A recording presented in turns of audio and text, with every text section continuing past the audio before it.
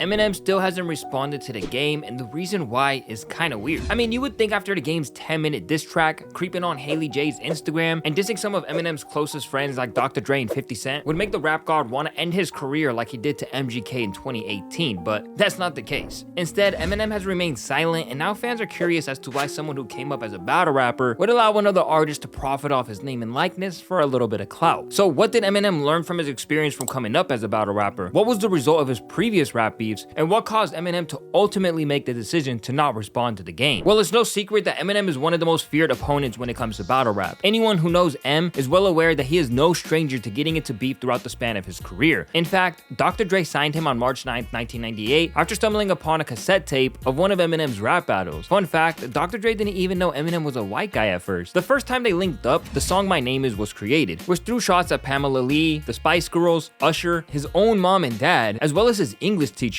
and even Dr. Dre himself. The duo quickly realized that name-dropping popular celebrities was a shortcut to catching mainstream attention, so he used the same tactic throughout the span of his career. However, it wasn't all sunshine and rainbows, and this tactic would lead to a lot of drama down the line. For example, songs like Brain Damage, Just Lose It, and Cleaning Out My Closet made Eminem get sued millions of dollars, and he would have to make frequent court appearances the more he blew up and became a famous celebrity. What's strange is that although Eminem had unlimited smoke for high-profile artists and public figures, it seemed as if not many rappers wanted to enter the ring with him. Many believe that this was because Eminem was the only white rapper at the time, and his massive star power made him a feared opponent simply due to the fact he would receive more support from radio stations and the industry in general since he was more marketable. As the legendary comedian Chris Rock once said, nobody got no beef with Eminem. Of course, some rappers actually did have the balls to step up to Slim Shady, such as Ja Rule, Limp Bizkit, ICP, and Cassidy, but Eminem seemed to have been the unanimous winner in each of these battles. So taking all this into consideration, it doesn't really make sense as to why Eminem decided to stay silent while the game was running his mouth like Usain Bolt in 09. Plus, you can argue that Eminem actually likes being dissed. Let me briefly explain what I mean by that. Eminem pretty much told his entire life story within the first 3 albums he released. After talking about his difficult come-up, his fatherless childhood, his drug-addicted mother, and his disgusting hatred towards his ex-wife, Eminem seemingly ran out of things to talk about, and he would get criticized for this later in his career. However, things changed in 2010 when Eminem got sober from his drug addiction that skyrocketed after his best friend and mentor, Proof,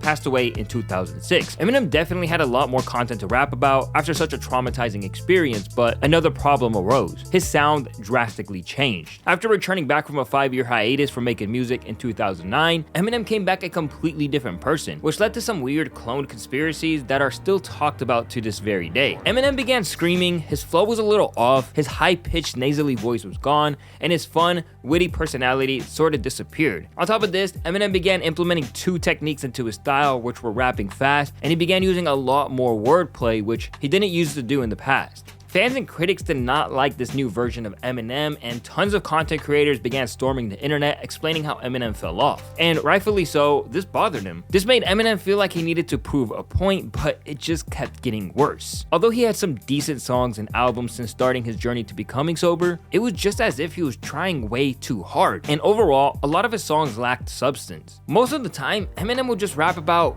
rappers. Now, this did create some great tracks such as No Love, Detroit vs. Everybody, The Ringer, etc. On the flip side, we got to see Eminem reach his absolute lowest low as an artist when he released Revival in 2018. It was his lowest selling debut album of all time, and till this day, is regarded as one of the worst hip-hop albums ever. Even Eminem later revealed he took an L with this album, and less than a year later, he dropped Kamikaze to bounce back from such a horrific experience. In this album, Eminem went back to basics. He got the legendary Dr. Dre to executively produce the album again, which he hadn't done for his past 3 to 5 projects at the time, and simply gave the fans what they wanted to hear, which was him going at everyone's necks. In Kamikaze, Eminem dissed rappers who have been slandering his name for years, such as Tyler the Creator, MGK, Joe Budden, Lord Jamar, and so many more. So being dissed definitely gave Eminem more content to rap about, and for some reason, it just made his music more enjoyable to listen to, since that was what his fans grew up hearing him do. And this is what ultimately led to the intense feud between him and MGK, where Eminem snapped so hard on his killshot response that MGK literally had to switch genres after it was all said and done. However, despite the album being pretty good, Eminem still received significant backlash from both the hip-hop community and fans alike. One reason was that Eminem went a little too far on some of his disses, such as throwing subliminal shots at Drake for having a ghostwriter and making fun of Tyler the Creator for coming out of the closet. Although Eminem ultimately won the rap battle versus MGK, he realized how much it helped his career. I mean, no one really knew who MGK was before this, and his diss track Rap Devil accumulated almost 500 million views. The feedback of this track mostly consisted of people claiming they were actually impressed, and even I myself truly do enjoy the track for some of the points MGK showcased. This really helped the trajectory of MGK's career overall, despite having to literally switch genres. Eminem realized that anyone he disses ultimately wins, since he is such a widely known public figure in the rap game. This, as well as people having very high expectations for these diss tracks, since he is widely known as the rap god. This already sets Eminem at a disadvantage, since everyone who does diss him is seen as the underdog, and people have low expectations for whoever is dissing him, like MGK for example. As he said in the song The Ringer, "You mention me, millions of views, attention and news. I mention you, lose-lose for me, win-win for you, billions of views." Couldn't have said that any better. Fast forward to 2022 when the game went on a social media rampage, as outlets were constantly promoting his various interviews and podcasts of him claiming that he was not only a better rapper than Eminem, but would beat him in a versus battle, and that Eminem fell off, given the points I mentioned earlier. Now, there's two main reasons why Eminem didn't diss the game, in my opinion. The first being that the beef mostly stems from the issues pertaining to Dr. Dre and 50 Cent, and Eminem pretty much had nothing to do with it, other than being directly affiliated with both of them. Now, I'm not going to break down the entire beef between them in this video because it's really a lot to unpack, but if you're interested in learning more about that, I suggest you check out Diverse Mentality's breakdown on the topic. He did a really great video on it. The second point is that Eminem knew that his silence would speak volumes. Although the game did everything he possibly could to provoke a response out of Eminem, he ultimately won the battle just by not saying a word. Because if we take a look at the sales from the game's album Drillmatic that he was promoting the entire time he slandered Eminem's name, it went on to sell just 25,000 copies. Remember that at one point in his career, this man was selling roughly 500,000 units his first week. Basically, it was an omega flop.